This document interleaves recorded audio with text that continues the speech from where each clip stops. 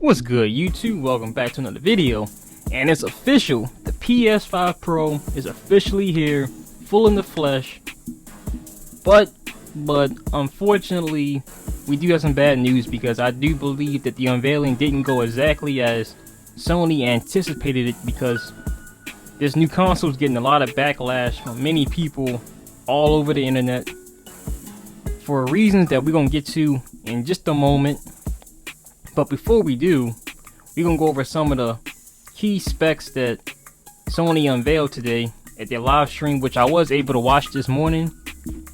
And yeah, with all that being said, let's go ahead and jump straight into it. Now, first things first, right here, as you can see, we have our official image of the PS5 Pro. And if we come right here, it looks exactly as the images that was leaked out a few days ago. And they actually gave a hint towards it not having a disk drive, because in this render right here, you can see that it's a digital only. And apparently the PS5 Pro only comes in a digital model. It doesn't come with a disk drive. Now, this information is coming from PlayStation Blog, the official website for the PlayStation console, where they release new information.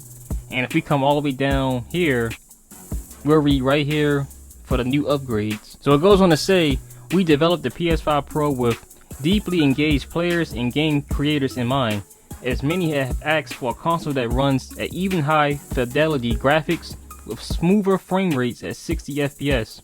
We achieved this on the PS5 Pro with several key performance features. And here's the upgrades right here. So we got an upgraded GPU, advanced ray tracing, and AI driven upscaling.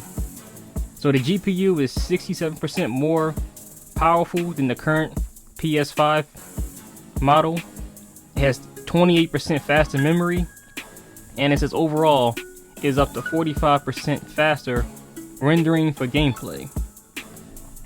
If we come down to the ray tracing, it says we've added even more powerful ray tracing that provides more dynamic reflections and refractions of light. This allows the rays to be cast as a double and at times triple the speeds of the current PS5 console. And for the AI, it says we're introducing PlayStation Spectral Super Resolution, an AI-driven upscaling that uses a machine learning-based technology to provide super sharp image clarity by adding extraordinary amount of detail. So pretty much these three new upgrades pretty much sums up what Sony talked about during their live stream update. And this is where a lot of the backlash is coming from, because if we look right here, this is one of the games that they showed off during the live stream to show the performance of the PS5 Pro, and they compared it to the PS5, and as you can look, you don't see a difference really.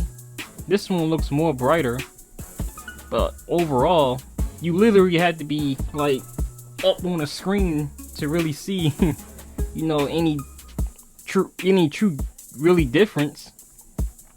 Here's another image from Spider-Man, and again, looking at these two images, they look identical really. And this is another image right here. This is another image from Spider-Man, and again, let me know if you guys can see any difference in it.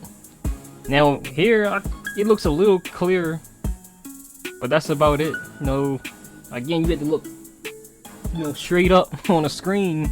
That's how they want you playing the game, to really see a difference. So yeah, as you can see where a lot of the backlash is coming from, because everybody's pretty much saying that it's not worth it.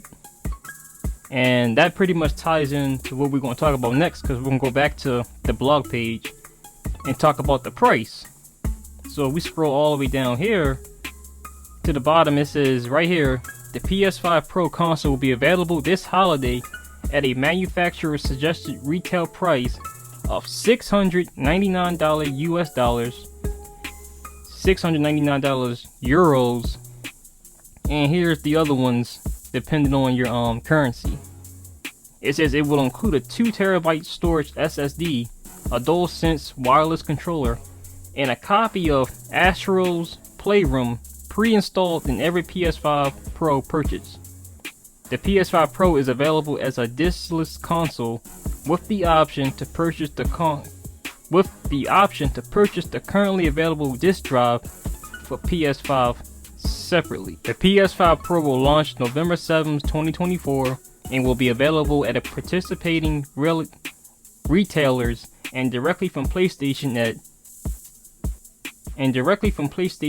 directplaystation.com. Pre-orders will begin on September 26, 2024. Now I must say that's a lot of money to spend, especially if you already have a PS5.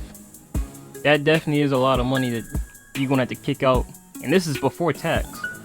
So it's gonna be over $700. Then if you want the disc drive, I'm pretty sure I saw that was like another $100.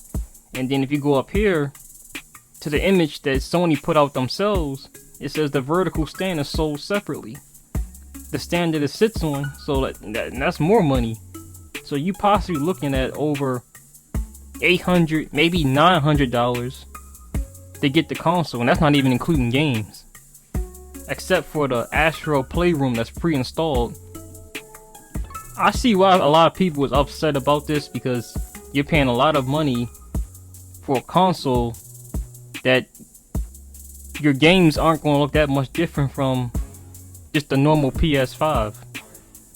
Especially if you already own one and you've already played some of these games, like Spider-Man and The Last of Us. Me personally, I can't see people spending that kind of money if their games are gonna look exactly the same. But here's my take on it. So let me know down there in the comment section, do y'all plan on buying a PS5 Pro? Do you think that it's worth it?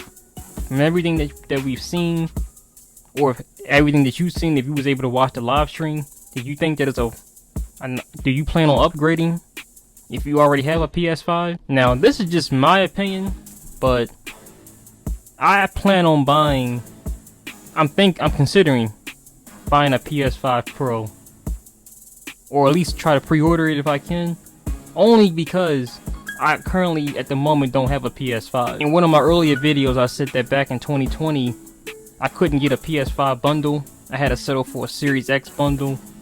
So if you're in a similar situation that I'm in, I think the PS5 Pro is a worthy, I think it's worth the price.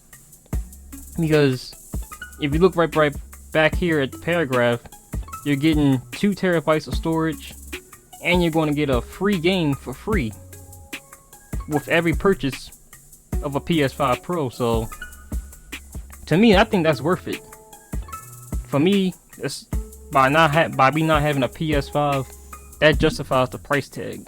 Now, if you currently own a PS5, I don't believe that it's worth upgrading, at least for about a year or two, because I feel like by then developers would have had time to really develop games to take advantage of the PS5 Pro's hardware.